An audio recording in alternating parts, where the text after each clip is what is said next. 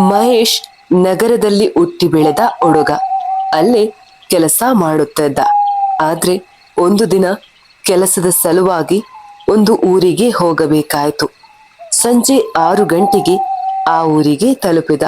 ಆದ್ರೆ ಆ ಊರಿನ ವಾತಾವರಣ ಅವನಿಗೆ ತುಂಬಾ ವಿಚಿತ್ರವಾಗಿ ಕಂಡಿತು. ಸೂರ್ಯ ಇನ್ನು ಸಂಪೂರ್ಣ ಅಸ್ತವಾಗಿರಲಿಲ್ಲ. ಆದ್ರೆ ಊರೇ ಈಗಾಗಲೇ ಕತ್ತಲೆಯೊಳಗೆ ಮುಳುಗಿದಂತೆ ಕಾಣಿಸುತ್ತಿತ್ತು. ರಸ್ತೆಗಳು ಖಾಲಿ, ಮನೆಗಳ ಬಾಗಿಲುಗಳು ಮುಚ್ಚಿದ್ದವು. ಕೆಲವೊಂದು ಮನೆಗಳಲ್ಲಿ ಮಾತ್ರ ಮಂದವಾದ ದೀಪಗಳು ಬೆಳಗುತ್ತಿದ್ದವು. ಗಾಳಿ ಬೀಸುವ ಶಬ್ದವೇ ಭಯ ಹುಟ್ಟಿಸುವಂತಿತ್ತು. ಮಹೇಶ್ ಮನಸ್ಸಿನಲ್ಲಿ ಸ್ವಲ್ಪ ಗಾಬರಿಯಾದ. ಇದೇನಪ್ಪ, ಈ ಊರು ತುಂಬಾ ವಿಚಿತ್ರವಾಗಿದೆ. ಇಲ್ಲಿ ಇವತ್ತು ರಾತ್ರಿ ಉಳಿಯಬೇಕು, ನಾಳೆ ಕೆಲಸಕ್ಕೆ ಹೋಗ್ಬೇಕು. ಮೊದಲು ಒಂದು ರೂಮ್ ಹುಡುಕಬೇಕು ಎಂದು ಆತ ಮನಸ್ಸಿನಲ್ಲಿಯೇ ಅಂದುಕೊಂಡ. ಮಹೇಶ್ ಊರ ಕಡೆ ನಡೆಯಲು ಆರಂಭಿಸಿದ. ಎಲ್ಲಾದರೂ ರೂಮು ಸಿಗುತ್ತಾ ಎಂದು ಹುಡುಕತೊಡಗಿದ. ಅಷ್ಟರಲ್ಲಿ ಅಕಸ್ಮಾತ್ ಆಗಿ ಜೋರಾಗಿ ಮಳೆ ಸುರಿಯಲು ಆರಂಭವಾಯಿತು. ಗಾಳಿ, ಮಿಂಚು, ಗುಡುಗು. ಕ್ಷಣಾರ್ಧದಲ್ಲಿ ಊರು ಭಯಾನಕವಾಗಿ ಕಾಣಿಸಿತು. ಮಹೇಶ್ ಓಡಿ ಹತ್ತಿರದಲ್ಲಿದ್ದ ಒಂದು ದೊಡ್ಡ ಮರದ ಕೆಳಗೆ ನಿಂತ. ಅಯ್ಯೋ ದೇವರೇ, ಏನಿದು ಕಷ್ಟ! ಮಳೆ ಜೋರಾಗಿ ಬರುತ್ತಿದೆ, ನಿಲ್ಲುವ ಲಕ್ಷಣ ಕಾಣಿಸುತ್ತಿಲ್ಲ. ನಾನು ಇಲ್ಲೇ ಸ್ವಲ್ಪ ನಿಲ್ತೀನಿ, ಮಳೆ ಕಡಿಮೆ ಆದ್ಮೇಲೆ ಹೋಗ್ಬೋದು ಎಂದು ಆತ ಯೋಚನೆ ಮಾಡಿದ. ಅಷ್ಟರಲ್ಲಿ ಆ ದಾರಿಯಿಂದ ಇಬ್ಬರು ವ್ಯಕ್ತಿಗಳು ನಡೆದು ಬಂದರು. ಒಬ್ಬನು ಲ್ಯಾಟನ್ ಹಿಡಿದಿದ್ದ, ಇನ್ನೊಬ್ಬನು ಹಳೆಯ ಶಾಲ್ ಹೊದಿಕೊಂಡಿದ್ದ. ಅವರಿಬ್ಬರು ಮಹೇಶ್ ಹತ್ತಿರ ಬಂದು ಕೇಳಿದರು, ಯಾರು ನೀನು? ಈ ಮಳೆಯಲ್ಲಿ ಇಲ್ಲಿ ಯಾಕೆ ನಿಂತಿದ್ದೀಯಾ? ಮಹೇಶ್ ಸ್ವಲ್ಪ ಹಿಂಜರಿದು ಹೇಳಿದ, ನಾನು ನಗರದಿಂದ ಬಂದಿದ್ದೀನಿ, ರೂಮ್ ಹುಡುಕ್ತಾ ಇದ್ದೀನಿ. ಮಳೆ ಬಂದದ್ದರಿಂದ ಇಲ್ಲಿ ನಿಂತಿದ್ದೀನಿ. ಅವರಿಬ್ಬರು ಒಬ್ಬರನ್ನೊಬ್ಬರು ನೋಡಿ ವಿಚಿತ್ರವಾಗಿ ನಕ್ಕರು. ಈ ಊರಿನಲ್ಲಿ ರಾತ್ರಿ ಯಾರು ಹೊರಗೆ ಬರುವುದಿಲ್ಲ. ಮಹೇಶ್ ಗಾಬರಿಯಾದ. ಅಂದರೆ ನೀವು ಏನು ಹೇಳುತ್ತಾ ಇದ್ದೀರಾ? ಅದೆಲ್ಲ ನಿನಗೆ ಬೇಡದ ವಿಷಯ. ಇಲ್ಲಿಂದ ಸ್ವಲ್ಪ ಮುಂದೆ ಒಂದು ಟೀ ಅಂಗಡಿ ಇದೆ, ಅಲ್ಲಿ ಹೋಗಿ ನಿಲ್ಲು. ನಾವು ಹೋಗಿ ಬರುವಾಗ ನಿನ್ನನ್ನ ಕರೆದುಕೊಂಡು ಹೋಗ್ತೀವಿ. ಮಹೇಶ್ಗೆ ಎಲ್ಲವೂ ವಿಚಿತ್ರವಾಗಿತ್ತು. ಗೊಂದಲದಲ್ಲೇ ಆಯಿತು ಎಂದು ಹೇಳಿದ. ಆದರೆ ಅವರು ಹೋಗುವ ಮುನ್ನ ಒಬ್ಬನು ಹಠಾತ್ ತಿರುಗಿ ನೋಡಿ ಗಂಭೀರವಾಗಿ ಹೇಳಿದ, ಒಂದು ವಿಷಯ ನೆನಪಿರಲಿ, ಯಾರೇ ಕರೆದರೂ ನೀನು ಅವರ ಜೊತೆ ಹೋಗಬಾರದು. ನಾವು ಬರುವವರೆಗೆ ನೀನು ಆ ಟೀ ಅಂಗಡಿಯಲ್ಲಿ ನಿಂತಿರಬೇಕು. ಈ ಮಾತುಗಳನ್ನ ಕೇಳಿ ಮಹೇಶ್ ಸ್ವಲ್ಪ ಗಾಬರಿಯಾದ. ಯಾಕೆ ಎಂದು ಕೇಳಿದ. ಆದ್ರೆ ಅವರು ಉತ್ತರ ಕೊಡಲಿಲ್ಲ. ಮಳೆಯಲ್ಲೇ ಕಣ್ಮರೆಯಾಗಿಬಿಟ್ಟರು. ಮಹೇಶ್ ಒಬ್ಬನೇ ಆ ಕತ್ತಲೆಯ ದಾರಿಯಲ್ಲಿ ನಡೆಯಲು ಶುರು ಮಾಡಿದ. ಮಳೆ ಸ್ವಲ್ಪ ಕಡಿಮೆಯಾಗಿತ್ತು, ಆದ್ರೆ ಗಾಳಿ ಇನ್ನು ಭಯ ಹುಟ್ಟಿಸುತ್ತಿತ್ತು. ಸ್ವಲ್ಪ ದೂರ ಹೋದ ಮೇಲೆ ಒಂದು ಚಿಕ್ಕ ಟೀ ಅಂಗಡಿ ಕಾಣಿಸಿತು. ಹಳೆಯ ಟಿನ್ ಚಾವಣಿ, ಒಳಗೆ ಒಂದು ದೀಪ ಮಾತ್ರ ಬೆಳಗುತ್ತಿತ್ತು. ಮಹೇಶ್ ನಿಧಾನವಾಗಿ ಒಳಗೆ ನೋಡಿದ.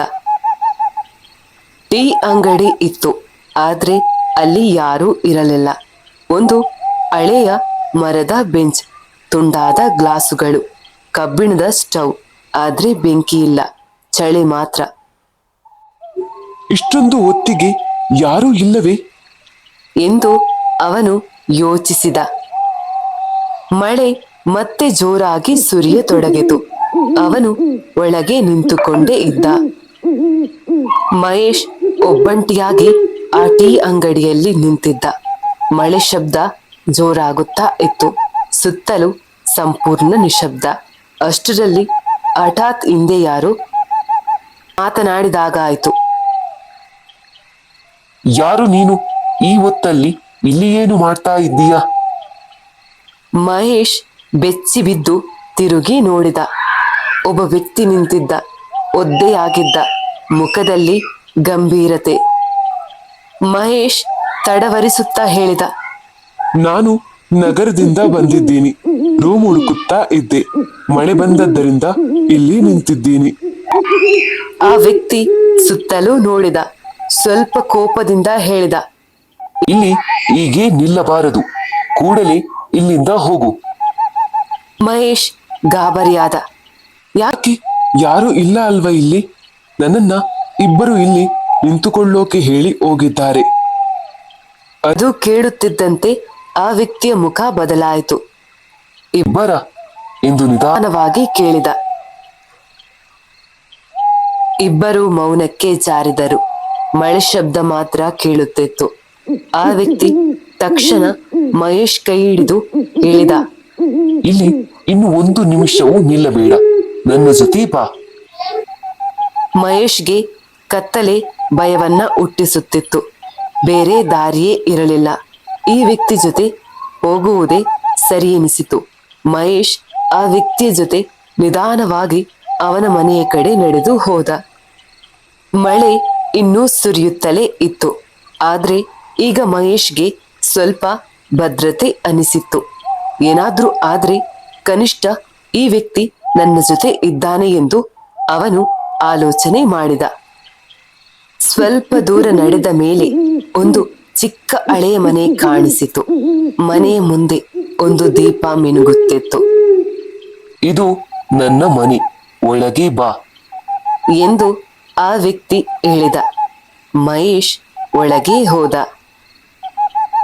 ಬಾಗಿಲು ತೆರೆದ ಕೂಡಲೇ ಒಳಗಿನಿಂದ ಒಬ್ಬ ಹೆಂಗಸು ಜೋರಾಗಿ ಬೈಯುತ್ತಾ ಹೊರಗೆ ಬಂದಳು. ಯಾರಿವ? ಗೊತ್ತಿಲ್ಲದವನನ್ನ ಮನೆಗೆ ಕರೆತರುತ್ತೀಯ? ಮನೆಯಲ್ಲಿ ಹೆಣ್ಣು ಮಗು ಇದ್ದಾಗ ಈ ವಯಸ್ಸಿನ ಹುಡುಗನನ್ನ ಯಾಕೆ ಕರೆತಂದೆ? ಮಹೇಶ್ ಬೆಚ್ಚಿ ಬಿದ್ದ. ಅವನಿಗೆ ತುಂಬಾ ಮುಜುಗರವಾಯಿತು. ಮಳೆ ನೋಡಿದ್ದೀಯಲ್ವಾ?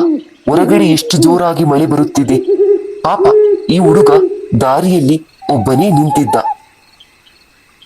ಹಾಗಾಗಿ ಬೇರೆ ದಾರಿ ಇಲ್ಲದೆ ಕರೆತಂದೆ. ನಿನಗೆ ಗೊತ್ತಿಲ್ಲ ಇತ್ತೀಚೆಗೆ ಊರಲ್ಲಿ ಏನಾಗ್ತಾ ಇದೆ ಅಂತ. ಯಾರನ್ನಾದ್ರೂ ಹೇಗೆ ನಂಬೋದು? ಮಹೇಶ್ ತಕ್ಷಣ ಹೇಳಿದ. ಅಕ್ಕ, ನಾನು ರಾತ್ರಿ ಮಾತ್ರ ಇರುತ್ತೇನೆ. ಬೆಳಿಗ್ಗೆ ಹೋಗ್ತೀನಿ. ಹೊರಗಡೆ ತುಂಬಾ ಮಳೆ ಬರ್ತಾ ಇದೆ. ನಿಮ್ಗೆ ಏನು ತೊಂದರೆ ಆಗೋದಿಲ್ಲ ಅಕ್ಕ? ಆಕೆಗೆ ಸ್ವಲ್ಪ ಸಮಾಧಾನವಾಯಿತು. ಸರಿ, ಆದ್ರೆ ಯಾವುದೇ ತೊಂದರೆಯನ್ನ ಮಾಡಬಾರ್ದು ಎಂದು ಹೇಳಿ ಆಕೆ ಒಳಗೆ ಹೋದಳು.